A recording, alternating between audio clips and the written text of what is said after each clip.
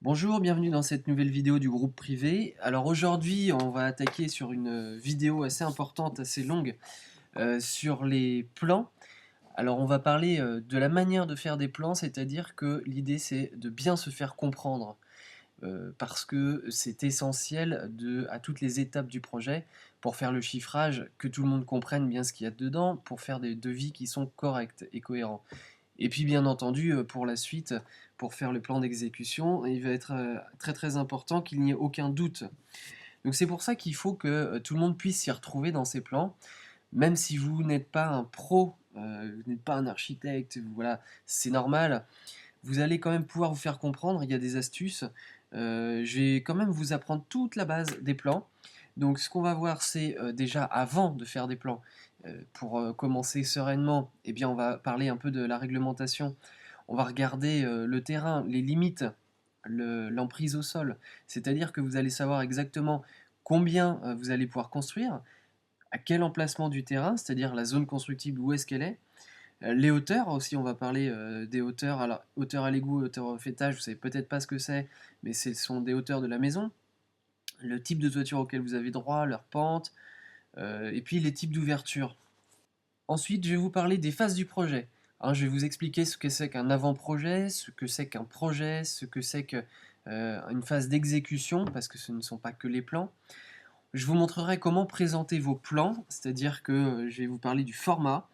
On va aussi parler bien des informations qui se mettent dans le cartouche. Hein, vous savez, c'est le petit encart qu'on met souvent en bas à droite des plans.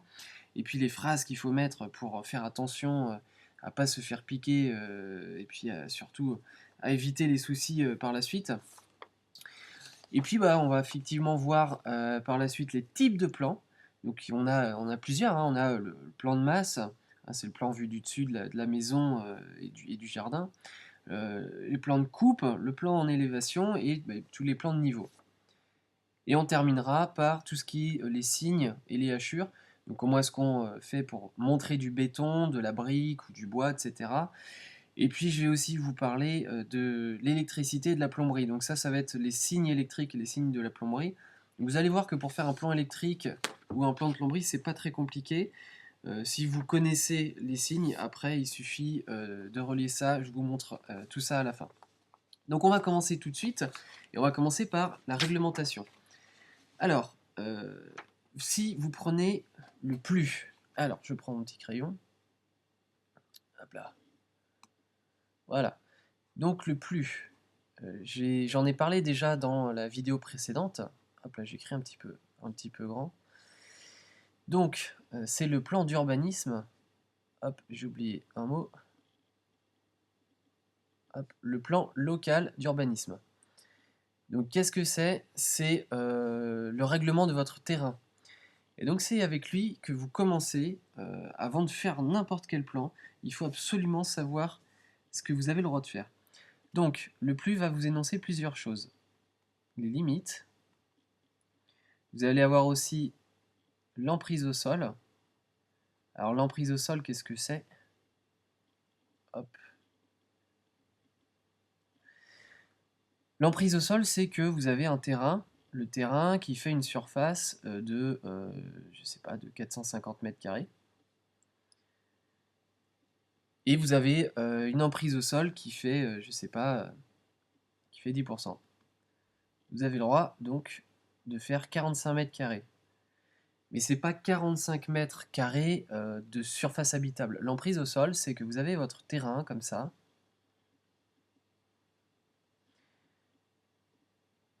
Tout ça, ça fait 450 mètres carrés. Et nous, ce qu'on a le droit de faire ici, bon alors c'est pas à l'échelle du tout, hein, ça représente pas la bonne chose, mais on a le droit de faire 45 mètres carrés.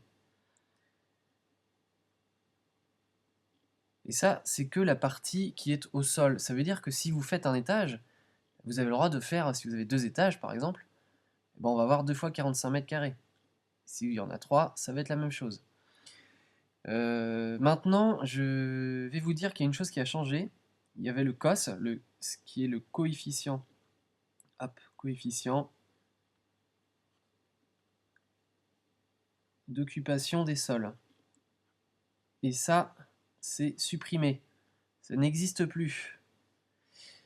Ça marchait un peu de la même manière que l'emprise au sol, simplement là ça indiquait, vraiment, un pourcentage par rapport à la surface, du terrain, et là c'était pour la surface totale, de plancher.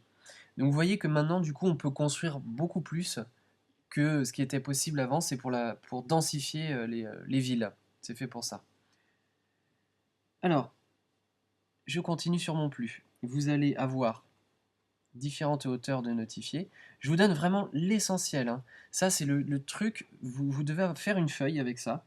Vous notez à chaque fois toutes ces choses-là, hein. Vous décryptez votre plus, vous mettez un petit coup de fluo et vous en faites une feuille. Vous en faites une petite synthèse et vous notez chaque chose que je vous dis ici. Parce que cette feuille, elle va vous suivre tout au long de votre projet. Comme ça, à chaque fois que vous allez vouloir faire une modification, vous allez vous y référer. Et pour ne pas avoir de surprise à la fin, vous regardez à chaque fois si vos modifications rentrent bien dans le cadre du règlement.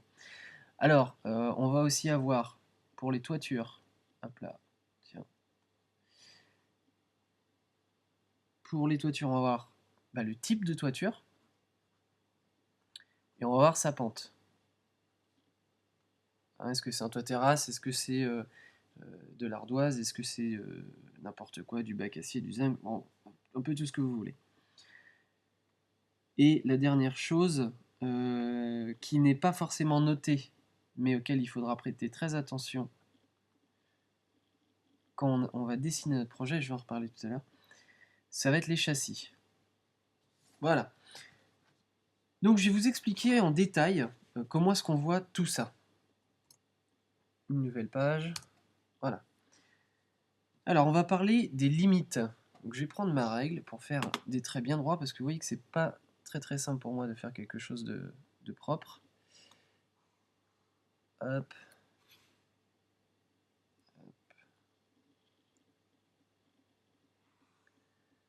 Donc là je dessine les contours de mon terrain. Et c'est pas que mon terrain d'ailleurs parce que je vais avoir besoin de la voie. Hop là, hop là, hop là.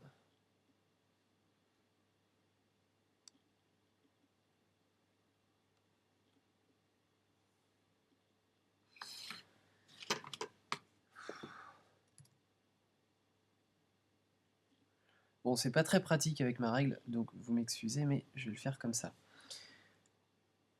Voilà, toc, ça c'est mon terrain.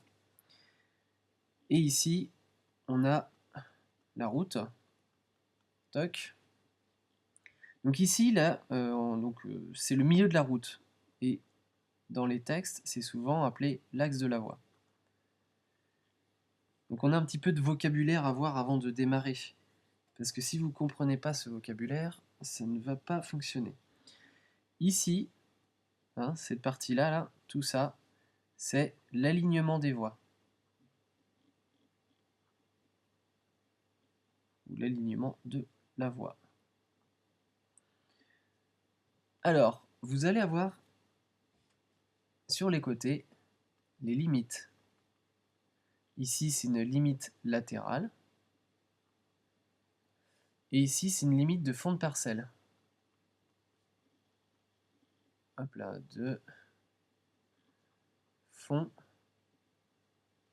de parcelle, parce que votre terrain est aussi appelé une parcelle.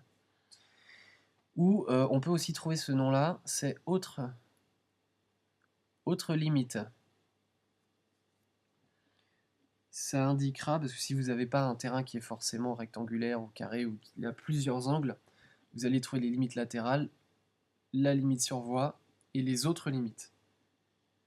Donc vous avez ceci, et vous allez avoir donc un retrait, on va vous indiquer un retrait d'alignement des voies.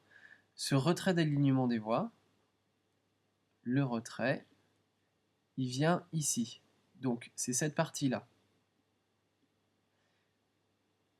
Toc. Donc ce que vous faites, c'est que vous prenez votre plan cadastral et vous allez tirer une ligne. Donc vous prenez, alors par contre il vous faut un cutch, c'est une petite règle avec les différentes échelles qui vont bien. Donc vous regardez l'échelle d'édition de votre plan, c'est indiqué dessus, hein. Si vous allez sur cadastre.go, vous éditez votre plan cadastral et vous prenez votre CUTCH et vous regardez, donc sur votre plus ça va vous être indiqué, donc c'est 3-4 mètres, je sais pas, hein, alors moi je dis que c'est 4 mètres ici. Donc ça c'est le retrait à l'alignement de la voie. Ça c'est tout ça, donc ça ce sera supprimé. On a la même chose pour les limites latérales. Toc, donc on retire du trait. Là, on retire un trait. Ici. Et là, mettons que ce soit 3 mètres. Bon, voilà. On a 3 mètres ici, 3 mètres ici. Et puis, on va avoir un recul de fond de parcelle, ou autre limite, qui va être, je sais pas, peut-être de 6 mètres. Toc. On dit que c'est 6 mètres ici. C'est pas très important au niveau de l'échelle. Donc, on sait que ici et ici, c'est inconstructible. Entièrement inconstructible. Ça, on n'a pas le droit. Par contre, en limite latérale, vous pouvez avoir différentes positions de la maison. C'est-à-dire que vous pouvez construire soit en limite, soit hors limite. Et dans ce cas-là, vous venez que à l'intérieur de ce cadre-là. Donc soit vous venez ici, soit vous venez que là. Donc ça va être indiqué si vous pouvez coller la limite, si vous pouvez aller sur une des deux limites, ou sur les deux, ou pas du tout. Donc ça va vous être indiqué. Donc de manière générale, on va dire que la surface constructible, hein, si on ne parle pas des limites, c'est tout ça. Donc vous, c'est ce que vous allez repérer sur votre plan, et vous allez noter pour savoir ce que ça fait. Toc. On va noter ici. Voilà. La taille, pour savoir exactement combien votre maison peut prendre sur ce terrain. Bon, ça c'est la première chose. J'ai oublié de vous mettre que ici, cette partie-là, c'est la limite. Ah, si j'ai mis. J'ai mis ici, c'est la limite latérale. Voilà. Les termes sont très importants. Autre chose. La suite de la vidéo est disponible aux membres du groupe privé. Alors qu'est-ce que c'est? Eh bien, le groupe privé, c'est un podcast par semaine et une vidéo par semaine. Donc quand vous aurez rejoint le groupe, eh bien, vous aurez accès à ce podcast et à cette vidéo. Dans le podcast, je réponds à vos questions, donc vous pouvez me les poser toutes les semaines directement depuis l'espace. Donc l'idée, c'est vraiment de vous aider tout au long de votre projet. Je vais vous accompagner dans toutes vos démarches, je vais tout vous donner clé en main et pour vous faire vraiment gagner énormément de temps. Donc, vous allez recevoir toutes les semaines une vidéo pour vous aider à concevoir votre maison. Parce que bon, c'est vrai qu'entre les démarches administratives, les plans, le permis de construire, ça c'est quand même un sacré gros morceau. Les devis aussi, c'est pas facile pour faire votre chiffrage. Le chantier, eh bien, croyez-moi, il y a de quoi avoir du pain sur la planche et puis de quoi se perdre. Donc je vais vous éviter tout ça en vous donnant directement les étapes à suivre pour éviter bien toutes les erreurs, gagner un maximum de temps et puis économiser bien sûr un maximum aussi. Donc vous allez apprendre à obtenir la RT 2012, l'attestation dont vous avez besoin pour le permis de construire. Je vais vous montrer comment on dépose un permis de construire, comment on budgétise un projet, faire les choix de matériaux et d'équipements, toute la partie technique aussi. Donc vous allez apprendre énormément de choses en adhérant à ce petit groupe.